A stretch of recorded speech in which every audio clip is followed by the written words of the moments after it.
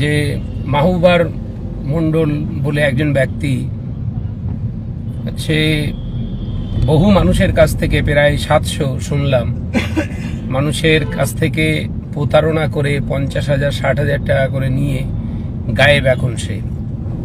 তো এক্ষেত্রে আমি তাদেরকে বলছি, যারা তাদের ভায়া এজেন্ট হয়ে কাজ করছিলেন, তাদের হয়ে যারা মানে নীলনদের সঙ্গে যৌথভাবে যারা কাজ করছিলেন, তাদেরকে বলবো, আপনারা মানে এমন একটা মানুষের সঙ্গে কারবারে নেমেছিলেন, এমন একটা মানুষের সঙ্গে কারবারে আপনার যোগ দিয়েছিলেন, যে মানুষটা এতটা ফান্ডিং করে মানুষের কাছ থেকে ধোকা দিয়ে টাকা নিয়ে চলে গেল। কোথায় চলে গেল এখন সে, তার কোনো পাত্তা নেই বা কোনো খোঁজ নেই।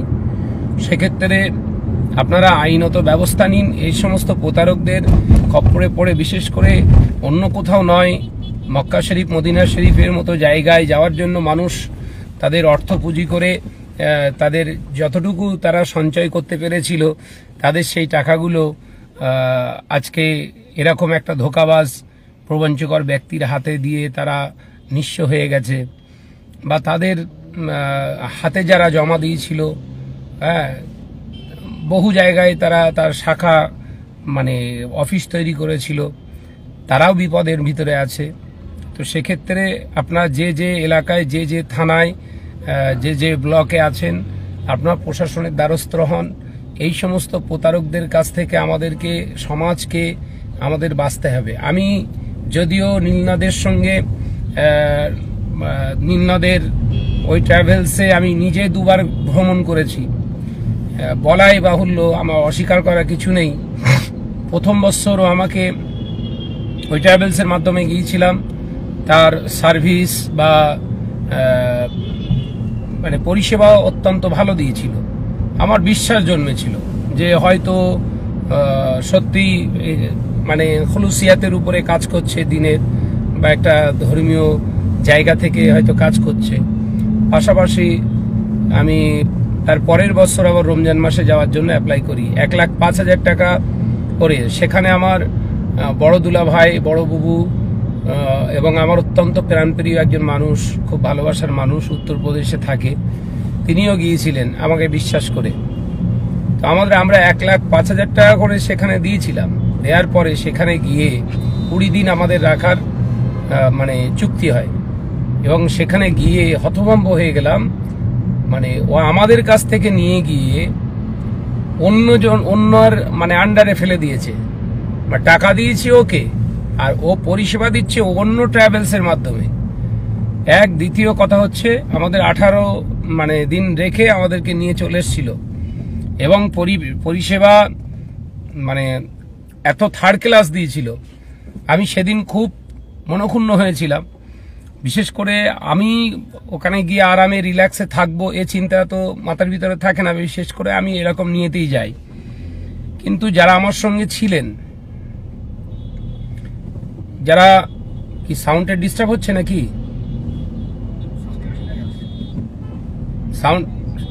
সাউন্ডের ডিস্টার্ব হলে বলবেন।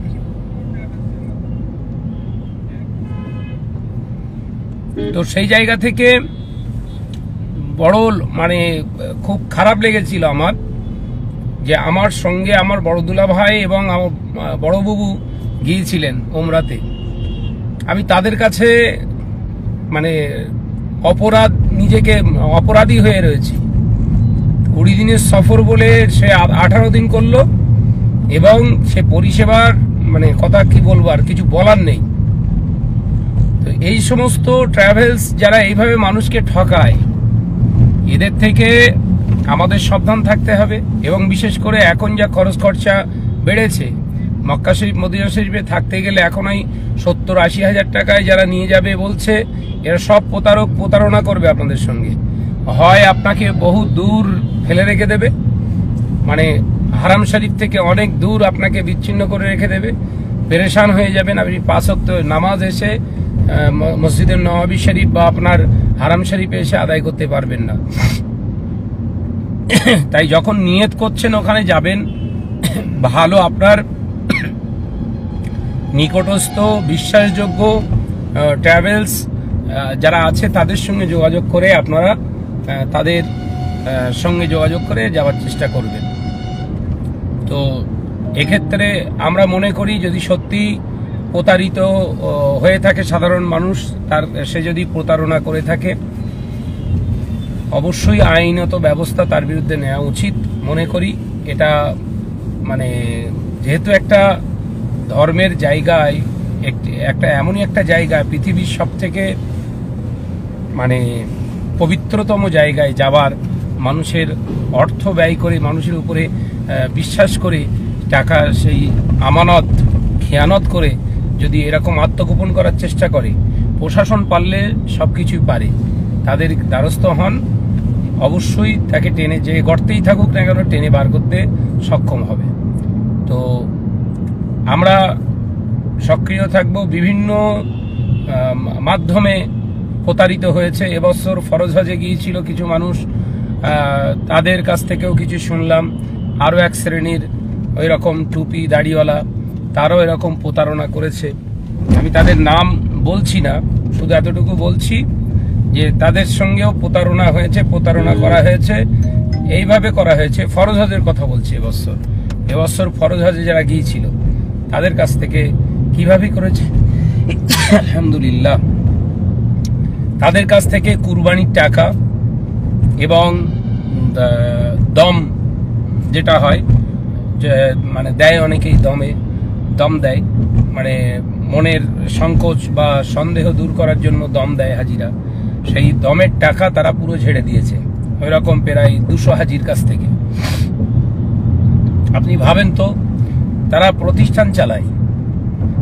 প্রতিষ্ঠান চালায়, তারা মানুষকে বিভিন্ন রকমের প্রলোভন দেখিয়ে একটা জায়গায় তারা একত্রিত করে হাজিদেরকে, বাংলার হাজিদের কাছ থেকে তারা বিভিন্ন রকমের মানে ভয় দেখিয়ে তাদের সামনে বক্তব্য পেশ করে তাদের কাছ থেকে টাকা ওইভাবে প্রতারণা করে নেওয়া হয়েছে। পরবর্তীতে হাজিরা সব ধরে ফেলেছে, নিয়ে মানে মক্কা শরীফে বিরাট একটা মানে ক্যাচাল তৈরি হয়। যেদিনে ওইটা হয়েছে সেই দিনেই মক্কা শরীফ থেকে আমাকে ফোন করা হয়েছিল। মানে ওখানে আমাদের এলাকার আমার পরিচিতি ছেলেরা যথেষ্ট ওখানে চাকরি করে, এবং হারাম শরীফের ভিতরেও একজন ইঞ্জিনিয়ার আছে আমার খুব চেনাশোনা, খুব মহব্বতের। সে বলল, ভাইজান এই ব্যাপার, তো আপনি যে কথাগুলো বলেন একদম অকথ্য সত্য কথা, এগুলো হচ্ছে প্রতারক। এই প্রতারকদের খপ্পরে পড়লে এমনি যে কেউ মানে ধ্বংস হয়ে যাবে। তো এদের টুপি আছে, দাড়ি আছে, বড় জুব্বা পরে এরা, এবং স্টেজে ওঠে, বক্তব্য রাখে। তো এই সমস্ত প্রতারকদের খপ্পরে আপনারা পড়বেন না, নিজের থেকে সচেতন হন। ফরজ হজে যান বা উমরাতে যান, বিশ্বাসযোগ্য মানুষ যদি হয় তার আন্ডারে আপনি থেকে যাওয়ার চেষ্টা করুন। বিশেষ করে দম কিংবা কুরবানি এসব বিষয়গুলো নিজে থেকে হ্যান্ডেলিং করার চেষ্টা করবেন। যে সমস্ত আমাদের এজেন্সিরা যায় তাদেরকে বলবেন যে প্রয়োজনে আমি আপনাকে কিছু দেবো, আমাকে মার্কেটে নিয়ে যান, আমি পশু কিনবো, বা আপনারা লট কিনছেন তার থেকে আমি একটা পশু নেবো, নিয়ে আমি দাঁড়িয়ে থেকে কুরবানি করব। তো এই জায়গাগুলো আপনারা যদি না করেন তাহলে আরও আগামী দিন আসছে ভয়াবহ। মানুষের চেনা মুশকিল হয়ে যাচ্ছে, তো চিনতেই পারবেন না এই মাহবুবারকে কে জানতো, কে চিনতো। আমিও তো ওকে প্রচন্ড বিশ্বাস করেছিলাম, প্রচন্ডভাবে বিশ্বাস করেছিলাম, কিন্তু বিশ্বাসের জায়গা কোথায় রেখেছে? এরকম বহু মানুষ প্রতারিত হচ্ছে। তো আপনারা সাবধান থাকুন।